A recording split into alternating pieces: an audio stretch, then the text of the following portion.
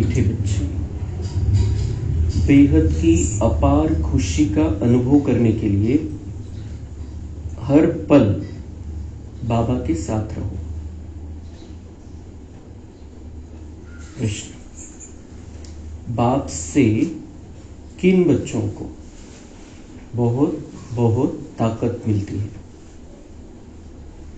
उत्तर, जिन्हें निश्चय है कि हम बेहद विश्व का परिवर्तन करने वाले हैं, हमें बेहद विश्व का मालिक बनना है, हमें पढ़ाने वाला स्वयं विश्व का मालिक बाप है, ऐसे बच्चों को बहुत ताकत मिलती है। ओम शांति। ओम शांति। मीठे मीठे रूहानी बच्चों को या आत्माओं को रूहानी बाप परमपिता परमात्मा बैठ पढ़ाते हैं। कौन पढ़ा रहा है हमें? परमपिता परमात्मा। हम आत्माओं का पिता, सभी दुनिया की सभी आत्माओं का पिता परमपिता परमात्मा हमें पढ़ा रहा है। उसकी छत्र छाया में, उसकी किरणों के नीचे बैठकर ही हमें मुरली सुननी है, उसकी दृष्टि लेते हुए मुरली सुननी है।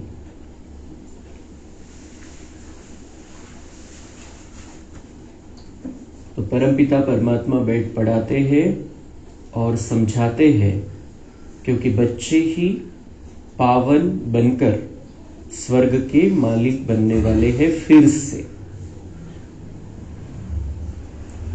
वेळ असा उगाचच बाबा वाया घालवत नाही आपल्यासोबत। बाबा म्हणता है कि यही मेरे बच्चे हैं, वो बच्चे हैं जो पावन बनकर स्वर्ग के मालिक बनने वाले। ये पावन बनने वाले बच्चे हैं। चाहे आज की स्थिति कैसी भी हो, पहली स्थिति कैसी भी रही हो, लेकिन बाबा ने हमारा भविष्य चित्र देख लिया है कि हम बाबा के पावन बनने वाले बच्चे हैं, स्वर्ग के मालिक बनने वाले बच्चे हैं, और इसीलिए बाबा हमारे साथ अपना समय बिताता है, हमको पढ़ाता है, हमको समझाता है। और कैसे? फिर से, क्योंकि ड्रामा का चक्र रिपीट है। फिर से जो शब्द है ये बहुत महत्वपूर्ण है कि हम ही बाबा से हर कल्प में ये ज्ञान धारण करते हैं, ज्ञान को बहुत अच्छी रीति से समझते हैं, प्राप्त करते हैं, और हमारा ही इतना बड़ा भाग्य है कि हम इस विश्व के स्वर्ग के मालिक बन जाते हैं। पावन बनकर इस स्वर्ग के मालिक बन जाते हैं। हर कल्प में हमने ये रिपीट किया है, इस कल्प में भी, इस बार भी हमको रिपीट करना है। सारे विश्व का बाप तो एक ही है, यह बच्चों को निश्चय होता है। याच्यात तर काही प्रश्न नहीं आता कि सारे विश्व का बाप तो एक ही है, परमपिता परमात्मा शिव बाबा। उससे बड़ा कोई भी नहीं है। उस सभी आत्माओं का, सभी धर्मात्माओं का, सभी धर्म पिताओं का, सबका बाप है शिव बाबा। मैं भी ज्योति बिंदु, वो भी ज्योति बिंदु, और वो सभी का परमपिता है। सारे विश्व का बाप, सभी आत्माओं का बाप तुम बच्चों को पढ़ा रहे हैं। किती विशाल दृष्टिकोनातून बाबा सांगतात कि सारे विश्व का बाप, सभी आत्माओं का बाप तुम बच्चों को पढ़ा रहे हैं। कौन है वो जो हमें पढ़ा रहा है? सारे विश्व का बाप है, सभी आत्माओं का बाप है। और पढ़ा किनको रहा है? हम थोड़े बच्चों को। सारे विश्व में बाबा के चुने हुए थोड़े थोड़े बच्चे हर जगह पर, वो सभी का बाप है, लेकिन पढ़ाता किनको है? किनके नसीब में ये पढ़ाई है? बहुत थोड़े, कोटों में कोई बच्चों के नसीब में, और उनमें हम हैं। या सगळ्या ज्या नशा चढवणाऱ्या गोष्टी आहे या बिलकुल आपल्याला रिपीट करत राहिलं पाहिजे, आपण कंटिन्यू। तो इतना दिमाग में बैठता है। कौन पढ़ा रहा है? हमें पढ़ाने वाला कौन है? बाबा म्हणता है कि ये दिमाग में बैठता है। ये बात बैठता है मतलब इथं घर करून राहिलं पाहिजे। ही गोष्ट कंटिन्यू प्रिंट पाहिजे आपल्यामध्ये। आपल्या मन आणि बुद्धीची जी स्क्रीन आहे त्याच्यावरती कंटिन्यू ये पाहिजे की आपण कोणाकडून हे सगळं शिकतोय, कोण आहे आपल्याला शिकवणार। तो इतना दिमाग में बैठता है, क्योंकि दिमाग है तमो प्रधान लोहे का बर्तन, आयरन एजेड। दिमाग आत्मा में होता है। आत्मा कैसी हो गई है? विकार के कारण, व्यर्थ के कारण तमो प्रधान हो गई थी। बाबा ने अब हमको चुन लिया है, तो अब ये जो आत्मा है अब ये सुधारना की ओर है, परिवर्तन होत चालले है। पण तरी बाबा म्हणतात चेक करा, क्या दिमाग में बैठता है? आत्मा में दिमाग होता है म्हणजे काय? बुद्धि। आत्मा का दिमाग क्या है? बुद्धि। तो बुद्धि में बैठता है। आयरन एजेड, लोहे का बर्तन, सोने का बर्तन बन गई थी हमारी बुद्धि, अभी लोहे का बन गई थी। बाबा ने चुना है, अब हम फिर से इस बुद्धि को सोने की बुद्धि बना रहे हैं, सोने का बर्तन बना रहे हैं। तो बाबा म्हणते हैं अपना अपना दिमाग चेक करो, अपनी अपनी बुद्धि चेक करो। सबसे पहली चेकिंग ये है, क्या हमें निश्चय है सारे विश्व का बाप, सभी आत्माओं का बाप हम बच्चों को पढ़ा रहा है? हमारा परम शिक्षक कौन है? सारे विश्व का बाप और सभी आत्माओं का बाप। ही सगळ्यात महत्वाची लाईन आहे। ही जर लाईन आपल्या बुद्धीमध्ये फिट बसली, बाबांच्या प्रत्येक महावाक्याला आपण महत्व देऊ।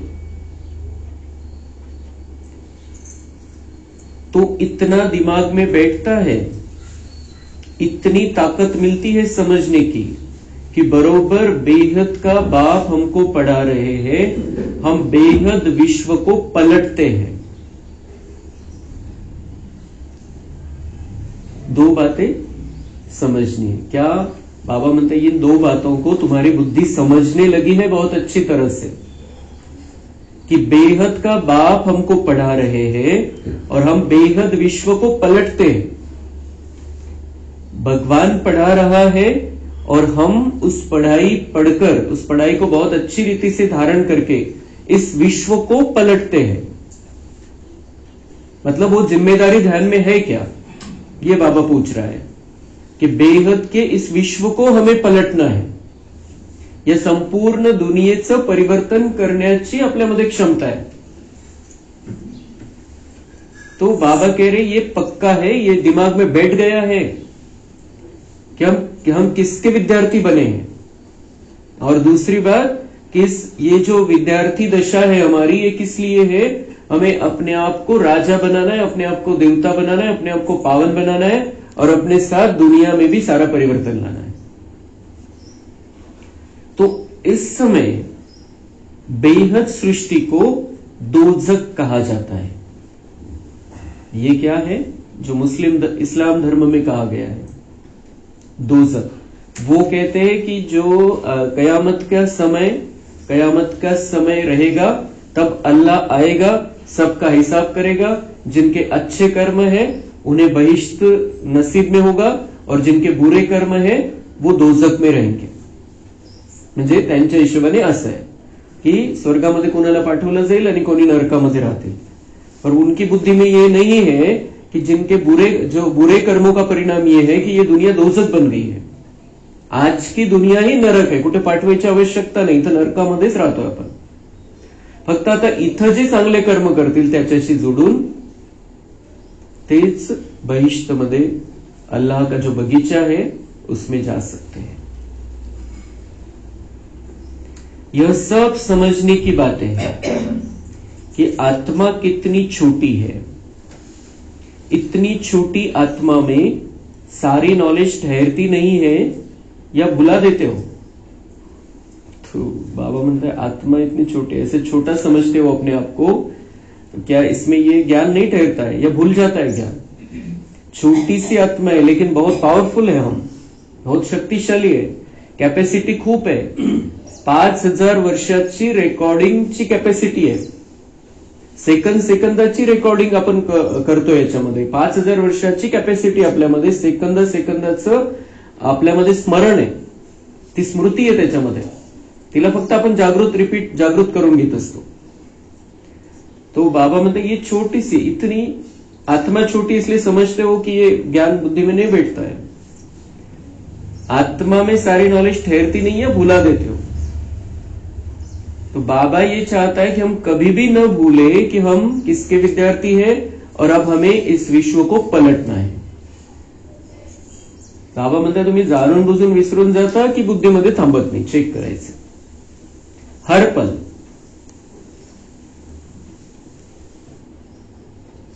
विश्व की सर्व आत्माओं का बाप तुम्हारे सम्मुख बैठ तुमको पढ़ा रहे हैं. तिसऱ्यांदा बाबा रिपीट करतोय. 10 ओळींमध्ये तिसऱ्यांदा रिपीट करतोय. किती महत्वाचं महावाक्य आहे कि विश्व की सर्व आत्माओं का बाप तुम्हारे सम्मुख बैठ. अजून क्लैरिटी कि वो सर्व आत्माओं का बाप है, तुम्हारे सामने बैठकर तुमको पढ़ा रहे हैं. कहां से आया है? परम नाम से आया है. सामने बैठकर हमको पढ़ा रहा है. उसकी गुप्त नजर हमारे ऊपर है, वो उपस्थित है, वो सामने बैठकर हमको पढ़ा रहा है. नहीं तो किसी में ताकत नहीं है ज्ञान सुनाने की, समझाने की. भगवान की ताकत है. सारा दिन बुद्धि में यह याद रहता है कि बरोबर बाबा हमारे साथ यहां है.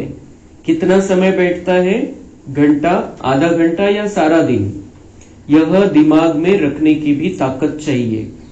ईश्वर परमपिता परमात्मा तुमको पढ़ाते हैं.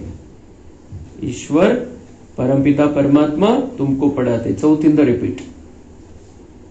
कोण है? वेगवेगळ्या शब्दामध्ये रिपीट करतोय बाबा. कौन है? बाबा ईश्वर है. दुनिया वाले जिसको ईश्वर मानते हैं वो ईश्वर परमपिता परमात्मा हमको पढ़ा रहा है. तो ये घंटा, आधा घंटा तो हम पढ़ते हैं बाबा से, लेकिन ये दिन भर बुद्धि में रहना चाहिए. बाहर में जब अपने घरों में रहते हो तो वहां साथ नहीं है. यहां प्रैक्टिकल में तुम्हारे साथ है. यहां पर प्रैक्टिकल में साथ है. जब हम मुरली सुनते हैं तब प्रैक्टिकल में हमारे साथ है. मधुबन में जब होते हैं तब बाबा प्रैक्टिकल में हमारे साथ रहता है. लेकिन जब हम कर्म क्षेत्र पर रहते हैं तब प्रैक्टिकल में नहीं है, लेकिन मन बुद्धि से उसको हमें साथ में रखना है. तो यह दिमाग में आता है कि बेहद का बाप हमको नई दुनिया का मालिक बनाने के लायक बना रहे हैं. दिमाग में क्या आना चाहिए? एक तो सारे विश्व का बाप हमको पढ़ाते हैं, दूसरा विश्व को पलटाना है हमको, और तीसरी बात कि हमको नई दुनिया का मालिक बनाने के लायक बना रहे हैं. नई दुनिया का मालिक हमको बनना है तो ऐसे ही नहीं बन जाएंगे. लायक बना रहा है वो. तो ये पढ़ाई पढ़ाकर, समझाने देकर हमें नई दुनिया में रहने के लायक बना रहा है. फिर हम मालिक बन जाएंगे वहां के. तो ये तीनों बातें हमारे दिमाग में, बुद्धी में रहनी चाहिए. चेक करायचे या तिन्ही गोष्टी फिट बसलेल्या आहे का. या 3 गोष्टींचा जर बेस असेल तर पुरुषार्थ कुठल्या कुठे निघून जाईल. दिल में इतना अपने को लायक समझते हो कि हम सारे विश्व के मालिक बनने वाले हैं. तो ये महसूसता आनी चाहिए. ही जाणीव सदा पाहिजे. हे रियलाइजेशन सदा पाहिजे कि हम अपने को इतना लायक समझते हैं कि सारे विश्व के मालिक बनने वाले हैं हम. ये साधारण बातें नहीं सुन रहे हैं. हम भगवान के महावाक्य सुन रहे हैं. और किस लिए सुना रहा है? वो हमें सारे विश्व का मालिक बनने के लायक बनाने के लिए सुना रहा है. तो क्या ये हमें पक्का है कि हम सारे विश्व के मालिक बनने वाले हैं? इसमें तो बहुत खुशी की बात है. इससे जास्ती खुशी का खजाना तो कोई को मिलता नहीं है. अभी तुमको मालूम पड़ा है यह बनने वाले हैं. याच्यासारखी आनंदाची गोष्ट कोणती? हा खुशीचा खजाना बाबा आपल्याला देतोय कि हम क्या से क्या बनने वाले हैं. कितना थोड़ा समय बचा है. अभी यहां थोड़ा धीरज रखना है, सहन करते चलना है, परीक्षाओं में पास होते चलना है. बाबा जो समझाते हैं उसको प्रैक्टिकल जीवन में लाकर दिखाना है हमें, और फिर हम विश्व के मालिक बनने वाले हैं. थोड़ा सा समय बचा है. जन्म जन्मांतर की बात नहीं है. अभी यहां ही हम सारा परिवर्तन देखने वाले हैं अभी, और जल्दी ही वो दुनिया आने वाली है और वहां के हम मालिक बनने वाले हैं. तो इससे ज्यादा खुशी की बात तो कहीं पर भी नहीं, कभी भी नहीं, 5000 वर्ष में कभी भी नहीं है. इतने आनंद की बात है हम क्या से क्या बन रहे हैं. अभी तुमको मालूम पड़ा है यह बनने वाले हैं. आपल्या स्वतःविषयी आपल्याला माहित झालेलं आहे की आपण हे बनणार आहे, हे बनणार आहे, असं बनणार आहे. यह देवताएं कहां के मालिक है, यह भी समझते हो. भारत में ही देवताएं होकर गए हैं. यह तो सारे विश्व का मालिक बनने वाले हैं. इतना दिमाग में है. क्या क्या रखना है दिमाग में. तो देवताएं भारत में होके गए हैं, देवताएं विश्व के मालिक है और सारे विश्व का मालिक बाबा हमें देवता बनाकर बना देता है. ये दिमाग में रखना है कि हमें देवता बनाता है बाबा. पहले देवताओं जैसा यहां पर ही बना देता है और हम संगम से सतयुग में पहुंच जाएंगे और वहां पर विश्व के मालिक रहेंगे. तो देवता यहां बनना है. तो ये इतना दिमाग में है. वह चलन है. तशी चलन आहे का. दिमाग में है तो क्या वैसी चलन है जैसे देवताएं वहां पर रहेंगे. वह बातचीत करने का ढंग है. वह दिमाग है. उनकी जैसे देवताओं की बुद्धि रहेगी क्या वैसी बन रही है, क्या उसमें क्या क्या कमी है वो चेक करना है, चेंज करना है. तो बातचीत करने का ढंग. देवताएं बातचीत कैसे करेंगे आपस में. कम बोलो, धीरे बोलो, मीठा बोलो. मुख्य बातचीत की 3 बातें हैं सतयुग में. तो क्या वैसी बातचीत हमारी है. वहां सोच समझकर बोलने की जरूरत नहीं सतयुग में, लेकिन यहां पर सोच समझकर बोलना है क्योंकि वहां तो ऑटोमेटिक पक्के तैयार हुए हैं. इसलिए सोचना नहीं, समझना नहीं, जो भी बोलेंगे समझ के साथ ही रहेगा ऑटोमेटिक.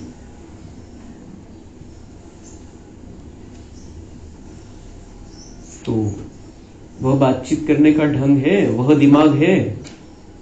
कोई बात में झट गुस्सा कर दिया, किसको नुकसान पहुंचाया, किसकी ग्लानि कर दी, ऐसी चलन तो नहीं चलते. कोई बात में झट गुस्सा कर दिया, चाहे कोई भी बात हो. गुस्सा करने के लिए बाबा ने मना किया हुआ है.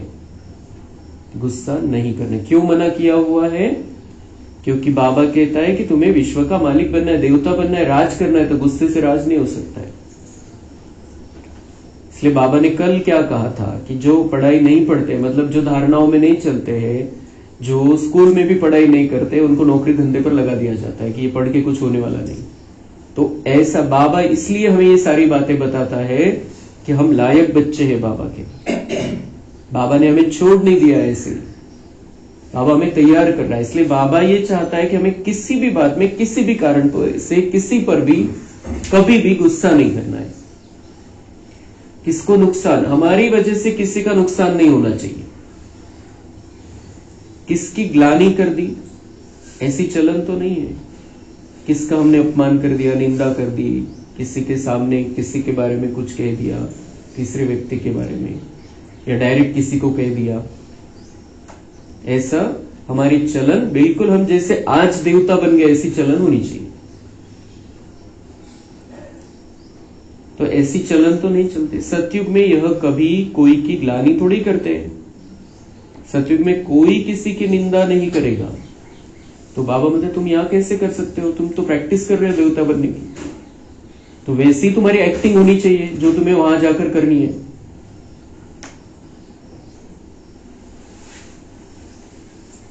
वहां ग्लानि के छीछी ख्यालात वाले होंगे ही नहीं. ग्लानि के ख्यालात को कैसे बोल रहा है बाबा, छीछी. छीछी है किसी की निंदा करना, किसी के बारे में सामने उसको कहना या तीसरे व्यक्ति को कहना. ये बाबा मतलब ये छीछी बातें नहीं करनी. छीछी बातें देवता ही नहीं करते. बाप तो बच्चों को कितना जोर से उठाते हैं. ये जोर से उठा रहा है बाबा आज सदगुरुवार की मुरली में. तुम बाप को याद करो तो पाप कट जाएंगे. तुम हाथ उठाते हो परंतु तुम्हारी ऐसी चलन है म्हणजे थोडी सुद्धा कमी नहीं पाहिजे बाबांना. बाप बैठ पढ़ाते यह दिमाग में जोर से बैठता है. हम महत्व तब ही देंगे मुरली के महावाक्यों को जब ये दिमाग में रहेगा कि बाप पढ़ा रहा है. बाबा जानते हैं बहुतों का नशा सोडा वाटर हो जाता है। नशा चढाता है बाबा, लेकिन कैसे हो जाता है वो, ते सोड्याची बॉटल असते त्याचं झाकण जर उघडलं तर ते लगेच उडून जातो तो सोडा, हवा होऊन, आणि पानी पानी रहता शिल्लक। तो ऐसा नशा हमारा नहीं, हमारा किसी का भी ऐसा नशा नहीं है। पक्का करना है, नशा कंटिन्यू रहना चाहिए। ये उड़ने वाला नशा नहीं है, ये सदा चढ़ा रहना चाहिए। हम कौन है, हम किसके बने हैं, हम किसके विद्यार्थी हैं, हमें क्या करना है, हम क्या बनने वाले हैं, हमें कैसे देवताओं जैसा यहां पर रहना है, ये सारा नशा और खुशी की बातें सदा हमारे दिमाग में रहनी चाहिए। सबको इतनी खुशी का पारा नहीं चढ़ता है। तो बाबा नीचे हमारे पर नजर है, हर एक को बाबा देखता है, इसलिए बाबा रिजल्ट सुना रहा है। सबको इतनी खुशी का पारा नहीं चढ़ता है। तो हमें हर एक को चेक करना है कि क्या मैं सदा खुश रहता हूं। हा खुशीचा जो पारा है तो सदा चढलेला पाहिजे, कंटिन्यू। कोणत्याच किसने क्या कह दिया, किसने क्या कर दिया, कुछ हो गया, ये हो गया, वो हो गया, बीमारी आ गई, तकलीफ है, परेशानी है, कुछ नुकसान हो गया, किसने हमारे मन जैसा नहीं किया, खुशी गायब नहीं होनी चाहिए। क्योंकि हमें कौन मिला है, हम किसके बने हैं, और कितना बड़ा ऊंचा भाग्य है। ये अगर बैकग्राउंड रहेगा हमारे बुद्धि का, तो चाहे कुछ भी हो जाए, कुछ भी आता रहे, आएगा जाएगा, आएगी बात जाएगी। बाबा कहते बात में अक्कल है, वो ठहरती नहीं, आती और चली जाती है, लेकिन तुम दिमाग में रखते हो। जब बुद्धि में बैठे तब नशा चढ़े। विश्व का मालिक बनाने के लिए बाप ही पढ़ाते हैं, दूसरा कोई पढ़ा ही नहीं सकता। विश्व का मालिक बनाने के लिए बाप ही हमें पढ़ाते हैं।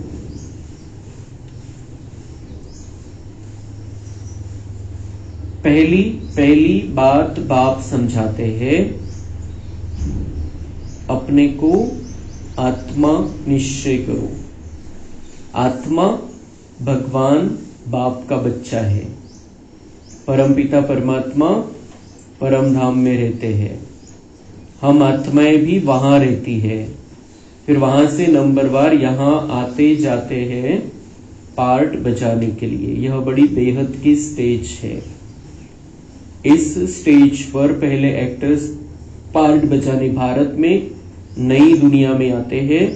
यह उन्हों की एक्टिविटी है। तुम उनकी महिमा भी गाते हो। क्या उन्हों को मल्टी मिलियनियर कहेंगे? उन लोगों के पास तो अनगिनत अथाह धन रहता है। बाप तो ऐसे कहेंगे ना यह लोग, क्योंकि बाप तो बेहद का है, यह भी ड्रामा बना हुआ है।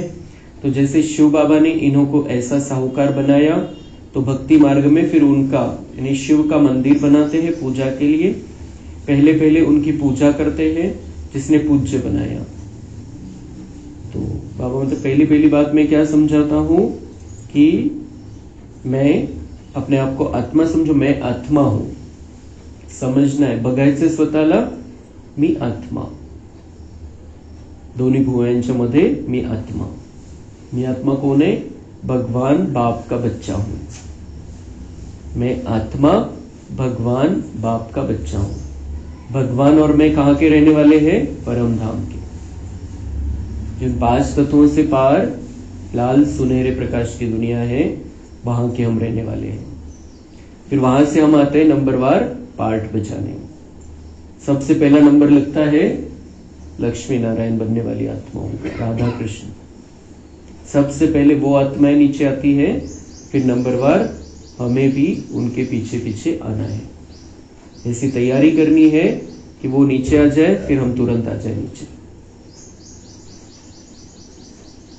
सबसे ज्यादा साहूकार इस दुनिया में है लक्ष्मी नारायण। उनको किसने साहूकार बनाया? पद्मा पदमपति मल्टी मिलियनियर किसने बनाया उनको? शिव बाबा ने।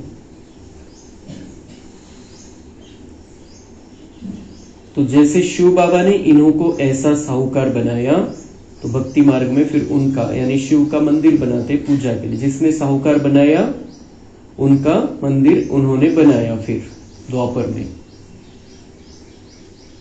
शिव बाबा का मंदिर बना। पहले उनकी पूजा करते हैं, जिसने पूज्य बनाया। अब आप रोज रोज समझाते तो बहुत है नशा चढ़ाने के लिए, परंतु नंबरवार पुरुषार्थ अनुसार जो समझते हैं वह सेवा में लगे रहते हैं तो ताजे रहते हैं, नहीं तो बासी हो जाते हैं।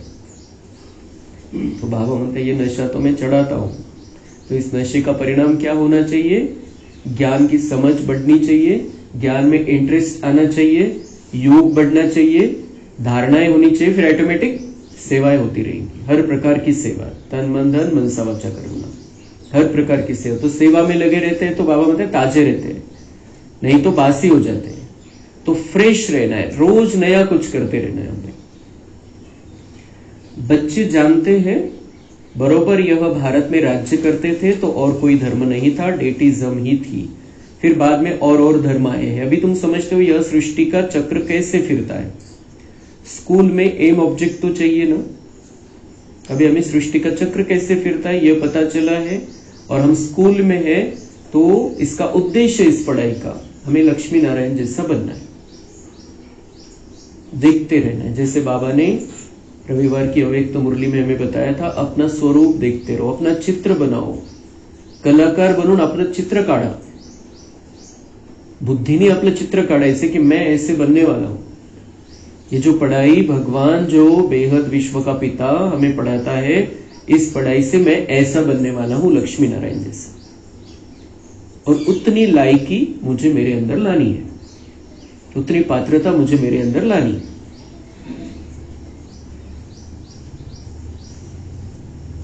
सतयुग आदि में यह राज्य करते थे, फिर 84 के चक्र में आए। बच्चे जानते हैं यह है बेहद की पढ़ाई, जन्म जन्मांतर तो हद की पढ़ाई पढ़ते आए हो, इसमें बड़ा पक्का निश्चय चाहिए। जन्म जन्मांतर तो हम अनेक प्रकार की पढ़ाई करते आए, अलग अलग। अब हमें पता नहीं हमने कौन से जन्म में क्या क्या पढ़ाई पढ़ी है। 63 जन्मों में अलग अलग, कोणी 10वी पर्यंत शिकलं असेल, कोणी 12वी, त्यावेळेला काय असेल, कोणत्या प्रकारची कोणी डिग्री घेतली असेल, आपल्याला माहिती नाही कोण काय शिक्षण घेतलेलं आहे। लेकिन वो तो पढ़ाई पढ़ते हैं, इसमें बड़ा पक्का निश्चय चाहिए, इसमें बड़ा पक्का निश्चय चाहिए कि मुझे लक्ष्मी नारायण बनना है। सारे सृष्टि को पलटाने वाला, रिजुविनेट करने वाला, अर्थात नर्क को स्वर्ग बनाने वाला बाप हमको पढ़ा रहे हैं। कौन पढ़ा रहा है? 5वीं 6वीं वेळ बाबांची, अलग अलग शब्दों में समझा रहा है बाबा। सारे सृष्टि को पलटाने वाला कौन पढ़ा? कितना बड़ा है वो बाबा? सारे सृष्टि को पलटाने वाला। और पलटाता कैसे? हमारे द्वारा, हम बच्चों के द्वारा। ताकत उसमें इतनी है, अकेला पलटा सकता है। एका सेकंदामध्ये होत्याचं नव्हतं करून टाकेल तो, 1 सेकंद नाही लागणार त्याला, इतकी ताकद त्याच्यामध्ये प्रचंड। पण तो वापरत नाही, कारण आपलं भाग्य बनवून द्यायचं। तो ऐसा बाबा जो सारी सृष्टि को पलटाने वाला है, रिजुविनेट करने वाला है, म्हणजे पुनर्निर्माण करणारा या दुनियेचं संपूर्ण रीतीने, अर्थात नर्क को स्वर्ग बनाने वाला बाप। नर्क को इस अशी जी ही खराब दुनिया झालेली, इतकी खराब गंदगीनी भरलेली चीची दुनिया, इतकी दुःखानी परेशानीने भरलेली अशी ही दुनिया, आणि ही परिवर्तन होऊन सतयुग बनणार है। तो अगर भगवान नहीं आता और भगवान नहीं होता और वो ये सारा कार्य नहीं करता तो ये हो नहीं सकता। आणि म्हणून मनुष्यांना हे आश्चर्य वाटतं, त्यांच्यासाठी आश्चर्याची गोष्ट आहे। आपण जे सांगतो की 12 वर्षानंतर अशी दुनिया येणार है, जिनकी बुद्धि में वो रिकॉर्डिंग ही नहीं है उस दुनिया के बारे में, उनको विश्वास ही नहीं होता है कि इतना सारा परिवर्तन हो जाएगा अभी 12 वर्ष में। लेकिन वो ताकत हमारे बाबा में है। ऐसा जो बाबा है जिसमें ये ताकत है कि जो दुनिया के हिसाब से बहुत बड़ा चमत्कार है, और चमत्कार है वो इसलिए उनकी बुद्धि में नहीं बैठता है, इतना बड़ा परिवर्तन करने वाला बाबा, ये ऐसी गंदी दुनिया को इतनी सुंदर सोने की दुनिया बनाने वाला बाबा हमको पढ़ा रहा है। इतना जरूर है, मुक्ति धाम तो सब जा सकते हैं, स्वर्ग में तो सभी नहीं आएंगे। भगवान पढ़ा रहा है, मुक्ति धाम में सबको लेकर जाने वाला है, स्वर्ग में सभी नहीं आएंगे। जो भगवान से पढ़ाई पढ़ेंगे वही स्वर्ग में आ सकते हैं। अच्छा, मीठे मीठे सिकिलधे बच्चों प्रति माता पिता बाप दादा का याद, प्यार और गुड मॉर्निंग। रूहानी बाप की रूहानी बच्चों को नमस्ते। हम रूहानी बच्चों की रूहानी बाप दादा को याद, प्यार, गुड मॉर्निंग, नमस्ते। वाह बाबा वाह, शुक्रिया बाबा शुक्रिया। धारणा के लिए मुख्य सार है अपने दिल से पूछना है। धारणा के लिए सार क्या है आज? अपने दिल से पूछना है 3 प्रश्न, और ये पूछते रहना है, एक बार नहीं, पूछते रहना है। पहला प्रश्न, बाप से इतना जो खुशी का खजाना मिलता है वह दिमाग में बैठता है? इतना खुशी का खजाना बाबा हमें देता है, अलग अलग तरीके से देता है, क्या वो दिमाग में बैठता है? अगर ये खुशी का खजाना हमारे दिमाग में बैठ जाए तो बाकी बातों के लिए जगह ही नहीं रहेगी। जो दुख की, परेशानी की बातें, कोई ऐसा करता है, वो वैसा करता है, ये जो बातें हैं, इनके लिए जगह ही नहीं रहेगी हमारी बुद्धि में। तो चेकिंग करनी है, क्या ये खुशी का खजाना मेरे दिमाग में बैठा है या दूसरा कचरा भरा है मैंने? जो भी कचरे की बातें, छीछी बातें, गंदी बातें हैं, इस खुशी के खजाने के अलावा जो कुछ भी, उसको निकाल कर बाहर फेंकना है, जलाकर खाक कर देना है उसको। क्योंकि कौन पढ़ा रहा है? 6 बार बाबा ने बोला अलग अलग तरीके से। किसकी बातें सुन रहे हैं, किसके बने हैं, ये सदा बुद्धि में रहेगा तो खुशी का खजाना खत्म ही नहीं हो सकता है, भरे रहेंगे हम सदा। दूसरा प्रश्न पूछना है अपने आप को, बाबा हमें विश्व का मालिक बनाने आए हैं तो ऐसी चलन है, बातचीत करने का ढंग ऐसा है, कभी किसी की ग्लानि तो नहीं करते? भगवान हमें विश्व का मालिक बनाने आया है, तो क्या हमारी चाल चलन, बोलना चालना, वागना तसा है? बातचीत करने का ढंग ऐसा है कि विश्व के मालिक है हम, हमें सबको संभालना है, ना कि किसी से कोई हिसाब किताब रखना है, करना है। अभी कभी किसी की ग्लानि तो नहीं करते। किसी की ग्लानि, हम दुनिया वालों की ग्लानि करना तो छोड़ देते हैं अभी, लेकिन जो हमारे 5-10 रहते हैं, जब चांस मिले तब ग्लानि करते हैं।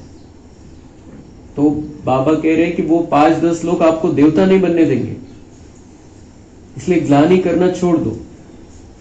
उन 5-10 लोगों की वजह से 5000 वर्ष का इतना सुंदर भाग्य खत्म करने वाले हो।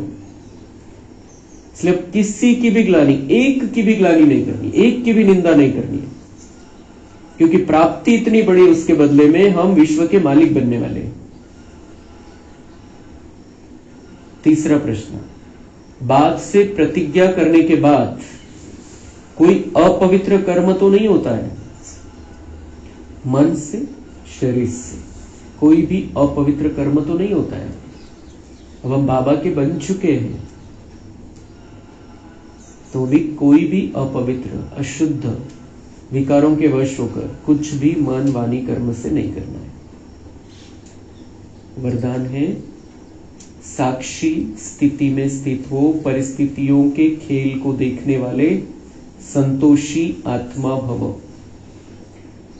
कैसी भी हिलाने वाली परिस्थिति हो, लेकिन साक्षी स्थिती में स्थित हो जाओ। जसं शो चाललेला आहे समोर, आपण बघतोय, बस साक्षी स्थिती म्हणजे तो अनुभव करेंगे जैसे पपेट शो, यानी कठपुतली का खेल। रियल नहीं है, खेळ चाललेला आहे समोर, कठपुतलीचा खेळ आहे, बस कोणीतरी चालवतोय, चाललेला आहे, खेल चल रहा है, रियल नहीं है, खरं नहीं है, खेल चल रहा है। जेव्हा आपल्याला हे नाटक, पिक्चर वगैरे चालतं समोर, आपल्याला माहिती आहे नाटकच है, फक्त ओरिजिनल नहीं, एक्टिंग करता है। तो ऐसे रियल में भी जो कुछ भी, जो कोई भी कर रहा है, हमें समझना है नाटक चल रहा है, एक्टिंग चल रही है, पार्ट है।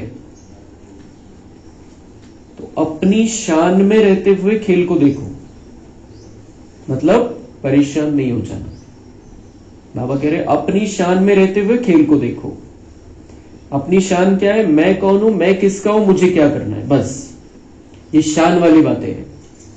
मैं कौन हूं? मैं आत्मा परमपिता परमात्मा की संतान हूं और मुझे देवता बनना है, विश्व का मालिक बनना है। इस शान में अगर हम रहेंगे तो कोई परिस्थिति, कोई व्यक्ति, कोई किसी का पार्ट हमें प्रभावित नहीं कर सकता है।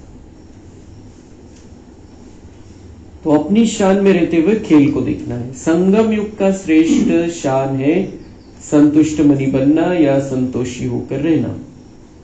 तो इस श्रेष्ठ शान में संगम युग में हम रह सकते हैं, संतुष्ट मनी स्थिति में रह सकते हैं, जब हमें इन 3 बातों में पक्का निश्चय होगा। मैं कौन, मैं किसका, मुझे क्या करना है। तो इस शान में रहने वाली आत्मा परेशान नहीं हो सकती। संगम युग पर बाप दादा की विशेष देन संतुष्टता है। विशेष देन जो सब कुछ दे रहा है बाबा, हमें सारे खजाने खोलकर रख दिए हैं, पण त्याच्यात स्पेशल काय आहे? संतुष्टता। बाबा जे देतोय आपल्याला हे ज्ञानाच्या योगाच्या द्वारे संतुष्टता देतोय कि बच्चे जो है उसको स्वीकार करते चलो, संतुष्ट रहो, असंतुष्टता नहीं पाहिजे। ऐसा होना चाहिए, इसने ऐसा करना चाहिए, उसने वैसा करना चाहिए, कुछ नहीं। ड्रामानुसार सब होगा, मुझे क्या करना है ये देखना है, संतुष्ट रहना है। तो संतुष्टता सबसे मेन देन है बाबा की संगम युग पर, और उसी आधार से सभी खजाने हम प्राप्त कर सकते हैं। अगर हम संतुष्ट ही नहीं है तो हम कुछ भी नहीं ले सकते बाबा से। सगळ्या गुणांची धारणा, सगळे खजाने जर बाबांकडून प्राप्त करायचे तर त्याच्यासाठी मुख्य अट आहे, मुख्य पाया आहे संतुष्टता। जितकं संतुष्ट, जितकं समाधानी आपण राहू, बाबा सगळ्या गोष्टींनी आपल्याला भरपूर करेल। स्लोगन है, ऐसे खुशनुमा बनो जो मन की खुशी सूरत से स्पष्ट दिखाई दे।